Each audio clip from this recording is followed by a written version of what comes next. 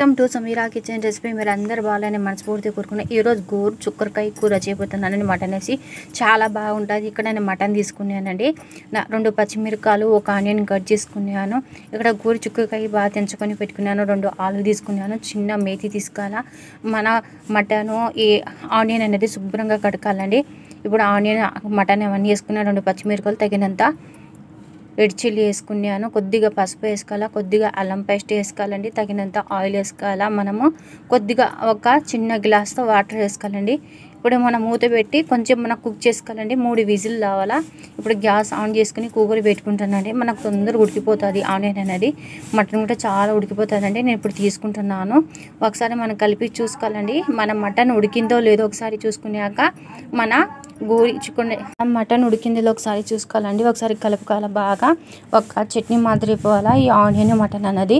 ఇప్పుడు నేను గోరి చిక్కుడుకాయ వేసుకుంటున్నానండి. ఆలు కూడా వేసుకున్నాను. ఇక్కడ ఆలు వేస్తే చాలా బాగుంటుందండి. గోరు చిక్కుడుకాయ, మటన్, ఆలు అంటే కూర చాలా బాగుంటుంది. మన రైస్లో, చపాతీలో, జొన్న రొట్టెలో సూపర్గా ఉంటుంది. ఇవన్నీ వేసుకున్నాక మళ్ళీ మన సిమ్లో కొంచెం మనం కుక్ చేసుకోవాలండి. ఇప్పుడు గ్యాస్ ఆన్ చేసుకున్నాను.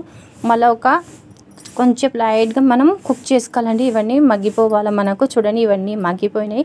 ఒకసారి మనం కలుపుకోవాలండి. దీంట్లో వాటర్ వేయడానికి కూడా అవసరం లేదండి. ఆయిల్లోనే మనకు కుక్ అయిపోతుంది. కూర చాలా బాగుంటుంది. మా వీడియో మీకు నచ్చినట్లయితే లైక్ చేయండి, షేర్ చేయండి, సబ్స్క్రైబ్ చేయండి.